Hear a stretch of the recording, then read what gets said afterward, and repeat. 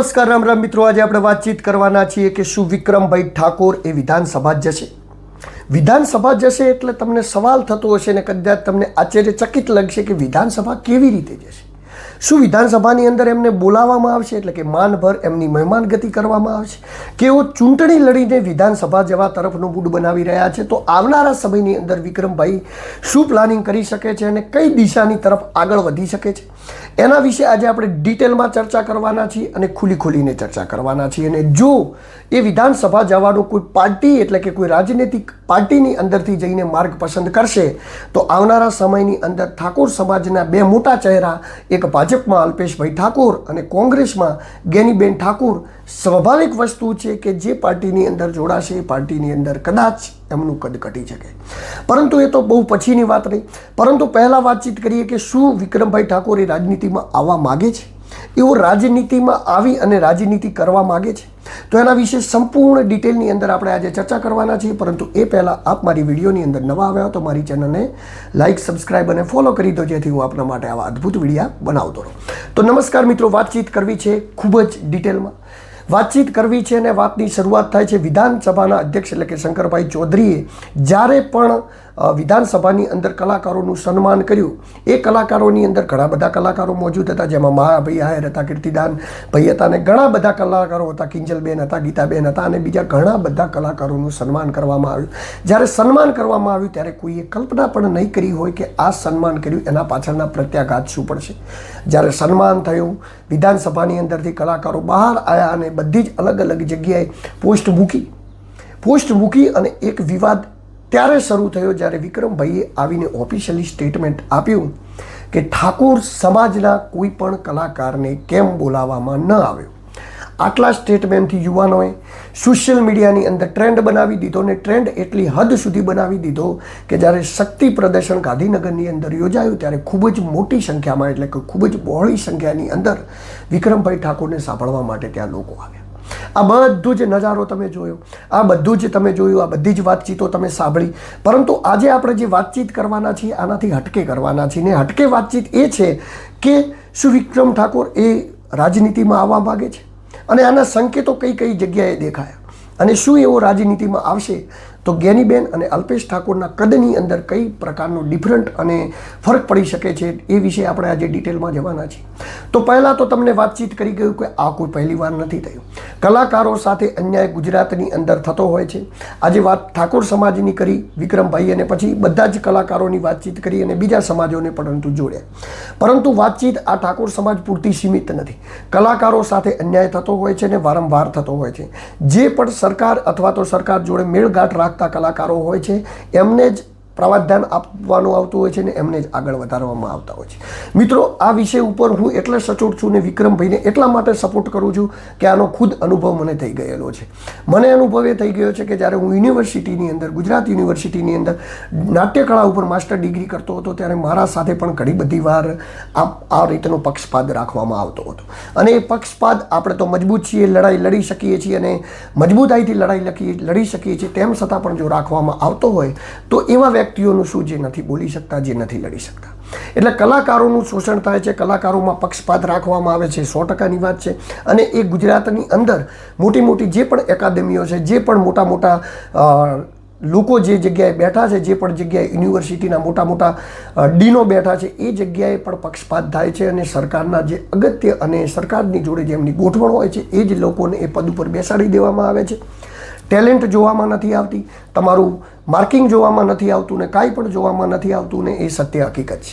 પરંતુ આ બધી જ સત્ય હકીકતની વચ્ચે વાતચીત એ કરવાની રહી કે વિક્રમભાઈએ જે અવાજ ઉઠાવ્યો એ શું તમને એવું લાગી રહ્યું છે કે વિક્રમભાઈ ઠાકોર એ રાજનીતિમાં આવવા માગે છે? તો પણ મિત્રો તમે કોમેન્ટ બોક્સની અંદર મને જણાવતા રહેજો તમને જે પણ લાગતું હોય. પરંતુ આ વિષયની અંદર મને સૌથી વધારે અપેક્ષા એ દેખાઈ રહી છે કે એમને ન્યાય માટે અવાજ તો ઉઠાવ્યો. કદાચ એમને એવું લાગ્યું હશે કે અન્યાય થયો છે, સરકારના ગાંઠા માણસોને બોલાવવામાં આવે છે, મને ઇગ્નોર કરવામાં આવે છે, મને હાંસિયામાં ધકેલી દેવામાં આવે છે. તો સ્વાભાવિક છે કે કલા ક્ષેત્રે જેને આટલું બધું યોગદાન આપ્યું હોય એને ખોટું તો લાગી જ શકે અને એ નકારી પણ ન શકો. ગુજરાતી ઇન્ડસ્ટ્રીનું નામ આવે તો નરેશભાઈ કનોડિયા, ત્યારબાદ વાતચીત કરીએ તો વિક્રમભાઈ ઠાકોર, એટલે કે હમણાંની જનરેશનની વાત કરું છું. જૂના જમાનામાં તો ઘણા બધા થઈ ગયા, એ હિતેન્દ્રભાઈ થઈ ગયા, ત્યારબાદ રાજકુમાર ઈરાની, ઘણા બધા એવા કલાકારો થઈ ગયા, રમેશભાઈ મહેતા, કે જેમના નામથી ગુજરાત યુનિવર્સિટી, ગુજરાત ઇન્ડસ્ટ્રી જાણીતી છે. પરંતુ ગુજરાત ઇન્ડસ્ટ્રીનું એક દાયકો એવો આવ્યો હતો કે જે દાયકાની અંદર વિક્રમ ઠાકોરની નામ વગર ગુજરાતની ઇન્ડસ્ટ્રી ઓળખાતી ન હતી. ધડાધડ ઉપર મૂવીઓ કરવી, એ સમયગાળામાં 25 થી 35 લાખ રૂપિયાની ફી લેવી અને તેમ છતાં પણ મૂવીઓ હિટ આપવી, એવો ચાર્મ જો ગુજરાતની અંદર કોઈ સુપરસ્ટારનો આવ્યો હોય તો એ વિક્રમ ઠાકોર જ હતા. તો એ વિક્રમ ઠાકોરને ન બોલાવવામાં આવે, એમનું અપમાન થયું ને એક આશીએ એમનો સમાજ ભેળો થઈ ગયો. સમાજના લોકોએ એવો ટ્રેન્ડ ચલાવ્યો કે જ્યારે શક્તિ પ્રદર્શન યોજાયું ત્યારે ખૂબ જ બહોળી સંખ્યાની અંદર લોકો આવ્યા. પરંતુ આમાં કઈ જગ્યાએ એવો સંકેત આપવામાં આવ્યો કે હું રાજનીતિમાં આવીશ કે હું રાજનીતિમાં નહીં આવું? જ્યારે વાતચીત કરી ત્યારે તો એમને કહ્યું કે આપણે કોઈ પાર્ટીનો ખેસ પહેરેલો નથી, કોઈ પાર્ટીથી આપણે મતલબ નથી, ન કોંગ્રેસ ન ભાજપ, પરંતુ મારે સમાજથી મતલબ છે, સમાજના લોકોને જે અન્યાય થયો છે એનાથી મારે મતલબ છે. અમારા સમાજના આગેવાનો બધે જ પાર્ટીમાં છે, કોંગ્રેસમાં પણ છે અને ભાજપમાં પણ છે. સ્વાભાવિક છે કે કોંગ્રેસમાં ઠાકોર સમાજના જે પણ મોટા મોટા આગેવાનો હતા એ બધા જ ખુલીને બોલ્યા, જેમાં ગેનીબેન હોય, અમરજી ઠાકોર હોય એટલે કે જગદીશભાઈના ભાઈ હોય, જગદીશભાઈ હોય, ત્યારબાદ બીજા ઘણા બધા ઠાકોર સમાજના આગેવાનો એ ખુલીને બોલ્યા, જેમ કે ભરતજી ઠાકોર હોય, ત્યારબાદ ચંદનજી ઠાકોર હોય, બધા જ લોકો ખુલીને કોંગ્રેસના સામે આવ્યા. પરંતુ કેમ આવ્યા? કારણ કે વિરોધ પક્ષમાં હતા એટલે બોલી શકે. પરંતુ ભાજપમાં રહેલા ઠાકોર સમાજના નેતાઓનું શું? એ તો કંઈ જ ન બોલ્યા, એ તો કશું જ ન કરી શક્યા, એ તો કોઈ ન બોલી શક્યા. આમાં અલ્પેશભાઈ ઠાકોર પણ ન બોલી શક્યા, લવિનજી ઠાકોર પણ ન બોલી શક્યા, કેશાજી ચૌહાણ પણ ન બોલી શક્યા, અને ઠાકોર સમાજના બીજા મોટા નેતા એટલે કે કુંવરજી બાવળિયા હોય, ત્યારબાદ ઘણા બધા ઠાકોર સમાજના ગુજરાતમાંથી આવતા નેતાઓ પણ કાંઈ જ બોલી ન શક્યા. કેમ ન બોલી શક્યા? કારણ કે ભારતીય જનતા પાર્ટીની અંદર બેઠા છે, જો બોલવા જાય તો એમને ભારતીય જનતા પાર્ટીની વિરુદ્ધ ગયા એવું માની લેવામાં આવે અને એમને સીધી લીટીમાં તકલીફ થઈ શકે. પરંતુ આ બધાની વચ્ચે અમને બેવડો જવાબ તો આપ્યો છે કે આ ભાઈ અમને ધ્યાનમાં નહોતું, અમને ખબર નથી, બાકી ખબર હોય તો સરકાર આવી ભૂલ ન કરે. સરકારે જ્યાં થયું તો એ સરકારના ધ્યાનમાં હોત તો ન થવા દોત. એની બાદ ખુદ વિક્રમભાઈએ એવું કીધું કે સીએમ સાહેબે મને ડાયરેક્ટ ફોન કર્યો, એટલે કે ભૂપેન્દ્રભાઈ પટેલે ડાયરેક્ટ જ ફોન કરીને એવું કહ્યું કે ભાઈ તમે વિધાનસભા આવો વિક્રમભાઈ, તમારું સન્માન કરીએ, તમને જળવાય, તમારું સન્માન જળવાય. પરંતુ એકવાર કોઈ વ્યક્તિનું અપમાન થઈ ગયું પછી એનું સન્માન જળવાય કે ન જળવાય એની કોઈ મતલબ હોતો નથી. પરંતુ સરકારને આ હેદ સુધી ઝૂકવું પડ્યું છે. કેમ ઝૂકવું પડ્યું છે? પણ એની પણ હું મિત્રો તમને વાતચીત કરવાનો છું. પહેલી વાર એવું થયું કે જ્યારે આ સોશિયલ મીડિયા ઉપર વિક્રમભાઈએ પોસ્ટ મૂકી અને ફક્ત 2 જ દિવસની અંદર ઠાકોર સમાજની અંદર એવડો મોટો જુવાળ પેદા થઈ ગયો, અને એ જુવાળ એટલા હદ સુધી વધી ગયો કે સમગ્ર ગુજરાતની રાજનીતિ ક્યાંક ને ક્યાંક બદલાવા જઈ રહ્યો એવું લાગે છે. વિક્રમભાઈ સતત કહેતા રહ્યા કે હું રાજનીતિમાં આવવા નથી માગતો, રાજનીતિથી મારે દૂર રહેવું છે. પરંતુ રાજનીતિથી દૂર રહેવું એમનો ઇતિહાસ નથી. ભવિષ્યમાં એટલે કે એ રાજનીતિમાં આવે ના આવે એની તો ખબર નહીં, પરંતુ ભૂતકાળની અંદર એવો રાજનીતિના મામલે એટલે કે કોઈ ક્લીન નથી રહેલા. એવો એકવાર ચૂંટણી પણ લડેલા છે, ચૂંટણીનો પ્રચાર પણ કરેલો છે. ચૂંટણીના પ્રચાર કર્યા બાદ એકવાર ભારતીય જનતા પાર્ટીમાંથી એમને કહેવામાં આવ્યું હતું કે તમે ચૂંટણીનો પ્રચાર કરો, તો એમને ફોન સ્વિચ ઓફ કરી દીધો હતો. અને એટલા માટે જ એમને કહ્યું કે કદાચ મારા જોડે એ જ દેશભાવ રાખી અને મારો બદલો લેવામાં. એમને વાતચીતની અંદર નરેન્દ્ર મોદી જે દેશના વડાપ્રધાન છે એમના વખાણ પણ કર્યા. વખાણ કરીને એમને કહ્યું કે નરેન્દ્ર મોદી મને નામથી ઓળખે, એ મને બોલાવતા, એ મને કહેતા કે વિક્રમભાઈ તમે આવજો. અને આ બીજા લોકો જે છે એ મારું નામ ભૂલી ગયા છે, એ મને ઓળખતા નથી. એટલે કદાચ એમનું સ્વમાન ગવાયું છે, અને સ્વમાન ગવાયું એટલે ખુલ્લીને સામે આવ્યા. પરંતુ જ્યારે શક્તિ પ્રદર્શન કર્યું ત્યારથી એક વાર્તા ચારે તરફ ચાલુ થઈ ગઈ છે કે શું આવનારા સમયની અંદર વિક્રમભાઈ ઠાકોર એ રાજનીતિમાં આવશે, અને રાજનીતિમાં આવશે તો કઈ પાર્ટીમાં આવશે, કેવી રીતે રાજનીતિ કરશે? શું અલ્પેશભાઈના માર્ગે ચાલીને ભાજપમાં જશે કે ગેનીબેનના માર્ગે ચાલીને વિરોધ પક્ષમાં થઈ અને કોંગ્રેસ અથવા તો કોઈ અન્ય પક્ષ પકડી અને લડવાનું પસંદ કરશે? આ બધી વાતચીતો તો પછી આવે છે. પરંતુ જ્યારે આ વાતચીત થઈ, જ્યારે આ બધી જ વાતચીત થઈ, ત્યારે વિક્રમભાઈએ એક સ્ટેટમેન્ટ આપ્યું, અને સ્ટેટમેન્ટ એવું હતું કે જો તમે પ્રેમથી સ્વાભિમાન અમારું નહીં જળવાય, અમારા કલાકારોને, અમારા સમાજના કલાકારોને તમે પ્રેમથી સ્વયં પર વિધાનસભામાં નહીં બોલાવો, તો અમે વિધાનસભાની પાટલીમાં આવીને બેસી જઈશું. અમે વિધાનસભાની પાટલીમાં આવીને બેસી જઈશું. એનો અર્થ એ થાય, એ તરફ સંકેત છે કે હું ક્યાંક ગમે ત્યાં ચૂંટણી લડીશ, અને ચૂંટણી લડી અને હું એ જગ્યાએ પહોંચીશ.